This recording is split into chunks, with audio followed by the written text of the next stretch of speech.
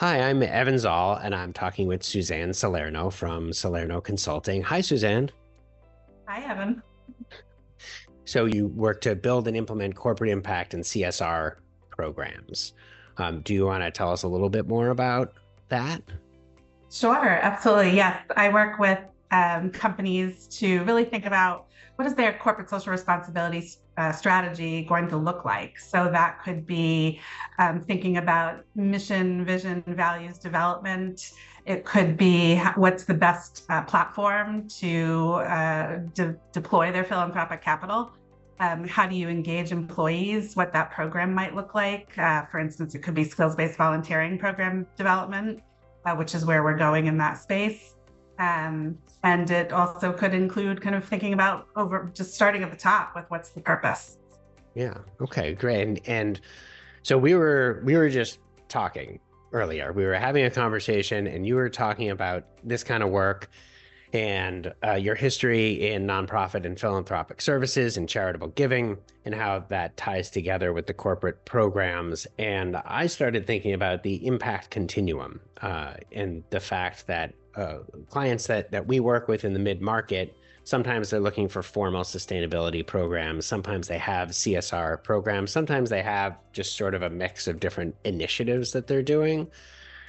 Um, what's very interesting to learn from each of our clients is sort of where they are on that impact continuum and whether it all ties together, whether they're just trying to figure it out. And just when we were talking, that struck me as really interesting. So I'd love to just get into a little bit about your perspective on this impact continuum and what you see out there from, especially in the mid-market.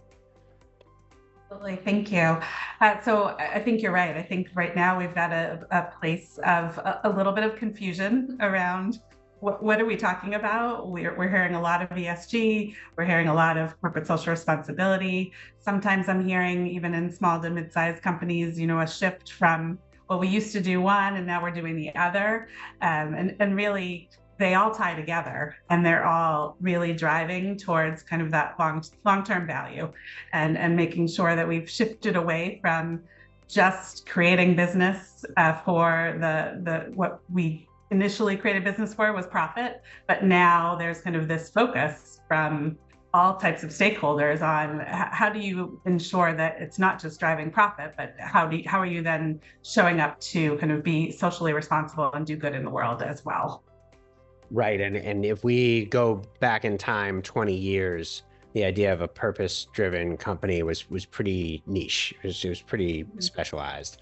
And then the world kind of changed, and then COVID changed the world, and this became very, very important. And I know I was just talking with somebody the other day about the business roundtable and that shift from creating shareholder value to creating stakeholder value and the full ecosystem of stakeholders. And then it seemed as if there was a lot of noise and people weren't really sure what the appropriate move was. However, what we're seeing anyway, and I'd love to hear what you're seeing as well, is that the sort of the march continues, that companies are still prioritizing this more broadly than they were 20 years ago. What are you seeing as where's the pressure coming from to do that? Or is it not pressure? Everybody's just doing it because they know it's the right thing to do. I would love to think that.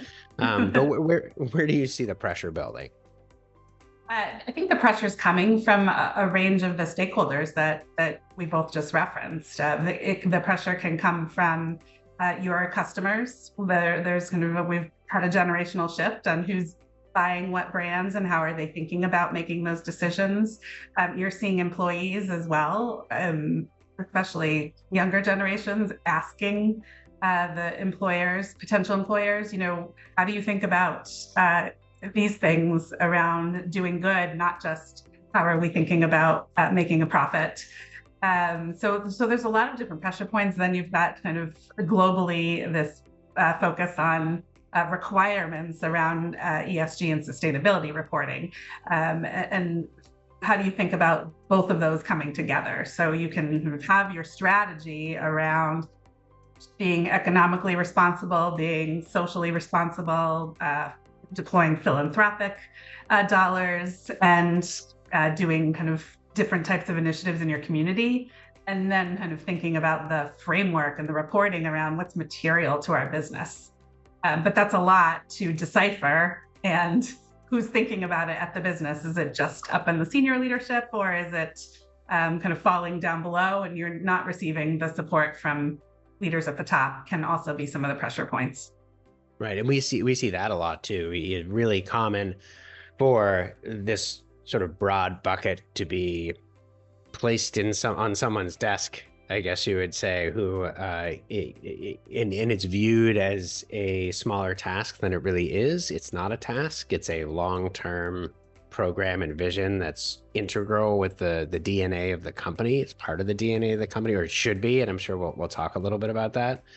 But I mean, it's interesting to me when we talk to people internal at companies, and there's this, as you were saying, there's the regulatory piece. Like, what are the foundational elements that we need? You need a climate policy, you need human rights policies, you need whistleblower policies, and these are all pieces of the ESG puzzle, really, which is very different from a CSR program, but they can be bridged. So talk a little bit about that, and how do you have that conversation with a C-suite? And it's important to have it with the C-suite, and then also in who is the kind of champion going to be from within the C-suite to ensure it's not just a statement on either side. It's not just, here's a written narrative of our corporate social responsibility strategy or our ESG, but are we activating along all of these things? And then who in the company is going to be responsible for doing that activation altogether? So having that conversation can start with, I've seen a number of CEOs, they are seeing other things in the marketplace. They're seeing their peers or competitors doing things and kind of coming back internally and saying to the team, how do we do that? I want to be able to tell that same story. So what would that look like? That's one place where I'm seeing it start, and where I would then participate and kind of guide on that conversation. Sometimes it does start with that philanthropic dollar that we were starting with, because a lot of companies, small and medium size as well, have always been doing some sort of grant making and giving in the communities in which they have offices and where they live and work. But then you can kind of develop from there. So I might start there and say, now, how are you thinking about these other components of how are you thinking about your employees and engaging employees and your treatment of employees? How are you thinking about diversity, equity, and inclusion? How are you thinking about sustainability? And if you are kind of then on that other spectrum of how do you also have that definition, have you gone through the process to understand what's material to our business and what do we need to report on from that capacity? Right. And then we get into the communications piece of it, which is certainly, we have a lot of focus on the communications aspect. And there's always this, there's the nuance of, we want to tell the story, but we're not trying to exploit the good that you're doing. However, it's a part of the business story, and it's a great part of the business story. And as long as you're authentic and transparent in how you tell it, and as you say, as long as it ties up to the real mission of the business, then it becomes a real exercise in tying together traditional marketing with sustainability or corporate responsibility marketing, and making them making everything row in the same direction, to use a silly metaphor. Right. Yeah. And then I think, I don't know what you're seeing as well, but one area of challenge is the internal piece on the employees are an equally important group of stakeholders, and how you communicate all of these approaches, policies, and strategies there has to align with what's the culture of the company, how do people receive information, and then how are you kind of, so it's not just an external communication, perhaps there's an internal. Absolutely. And some of our favorite exercises have been, where there might be affinity groups internally discussing some of the issues that the organization is supporting, and that being communicated out through internal newsletters or video town halls. The reality is that there are a lot of companies out there that there's a lot of internal communications, and they're aware of overwhelm, and this sort of ends up getting tucked into the bottom section of a newsletter. And so the strategic piece of it and some of the art of it is, as you've said, how do we best communicate, and how can we make this part of the regular flow of communication so that it doesn't feel like an extra thing that has to be dealt with. Right. It is something that people can get excited about, something that will engage employees. And we do see that. I mean, there's a lot of great success stories, especially when employee engagement is high and employees are allowed to not just participate, but bring ideas to the table and be a part of the process, then that really opens doors for companies. Yeah. Okay.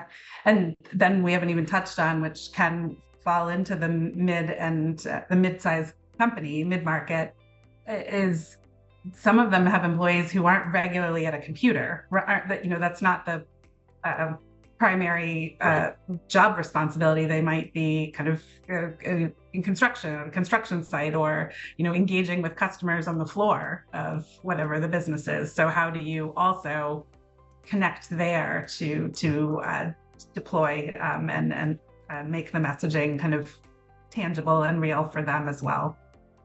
And how do you bridge this, or can you talk about bridging this internal communications when you are moving from sort of a charitable giving position to more of a full-blown program? In my experience, that takes time. It takes patience and time. Again, you don't want to overwhelm anyone, so sort of roll this out over a series of quarters or even years. What's your ideal situation or scenario for that, and how do you like to approach that?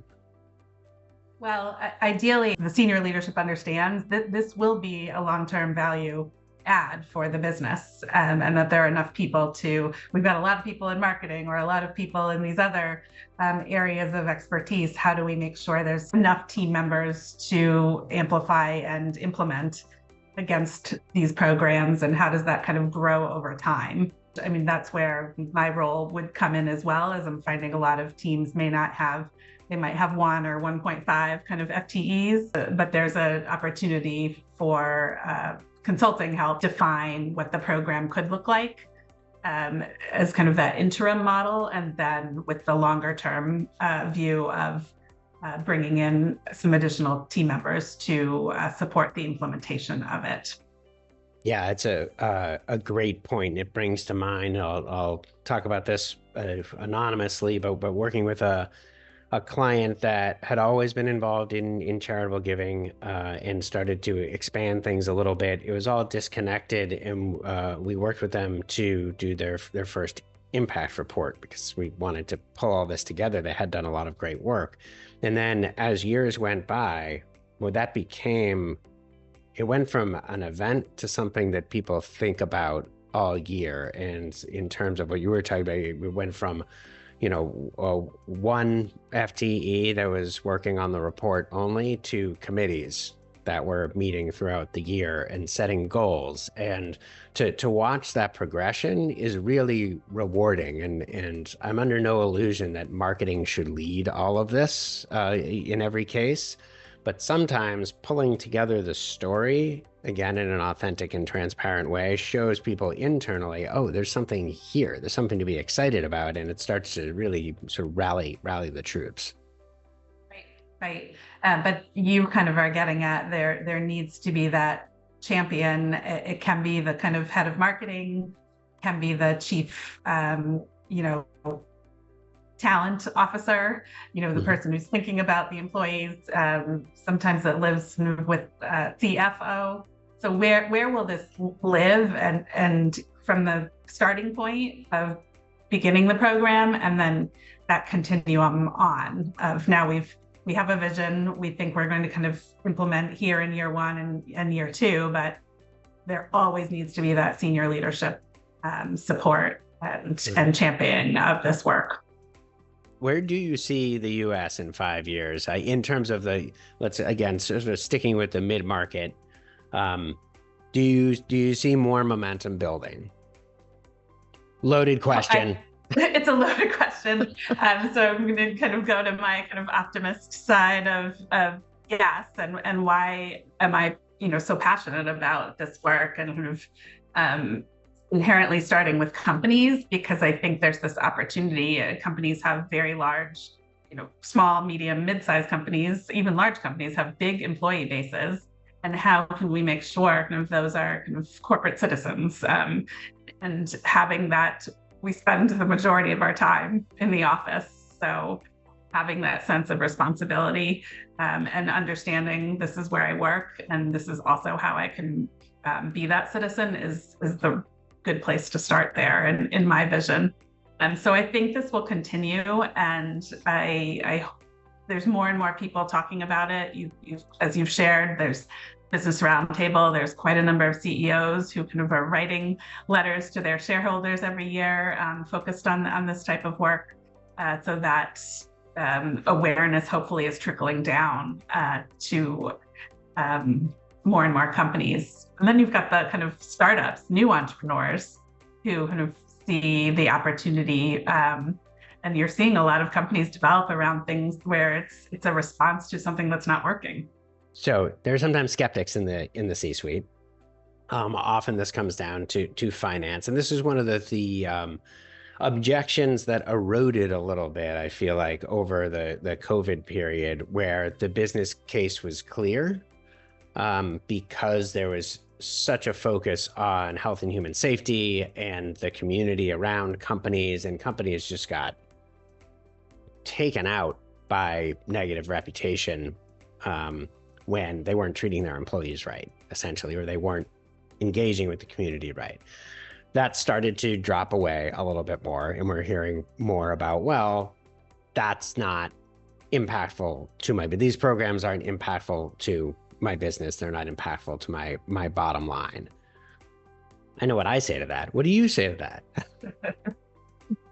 Well, there's looking at the bottom line immediately, which is that kind of being driven by markets in many cases of this immediate shareholder kind of profit, versus what you mentioned earlier of the kind of stakeholder response as well. So I think that's what's driving some of this change, and kind of understanding the long-term value approach, which I, as a company named Longview, we believe in the long-term value. We do as well. So that's, I think if you can point to all of these areas we've been touching on not only environmental, of human good, of treating your employees well, of having a responsible board, governance, sure, all of those things will kind of drive kind of long-term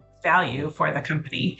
And that's where I try to guide kind of the leaders on the need for this focus. Yeah, it really is so interesting how the case studies continue to build for long-term viability of a company and long-term growth being predicated on the strength of a workforce, the loyalty of your consumer base, the loyalty of your workforce, and your use of resources. And here we get into more sustainability and ESG, but being careful with the resources that you're consuming plays into how expensive it's going to be for you to run your business 10 years from now. All these factors come into play, and I just one of the things we like to do, because we came originally from the financial side of the equation, is knowing the financial impact that all this work has and never really losing sight of that, because I think that's where all of this became challenging many decades ago, because the idea was you're doing this to the detriment of the business, and that's not the case anymore. And I think that's been proven out. Yeah, and you can kind of, I would point those leaders, whether in the CFO or other kind of the finance team, who may be asking why. I didn't say CFO. I didn't say it was the CFO. No. One of those people. But I think we can point to, there's data there that, I regularly am a intaker of chief executives for corporate purpose, who work with CEOs of very big and medium-sized companies. And they have the data that shows, by having all of these strategies in place, by doing all of this good work, that in fact that does drive value, shareholder value, and profit for your business. And there is a connection. Yeah. So it's not just us saying it. It's not just us. It's an actual win-win. The people that do the data can say it's real. Great. Well, thank you so much. Thank you. Really appreciate the wisdom and insight. And Susanne Salerno, we will talk again. I look forward to it. Thanks, Evan.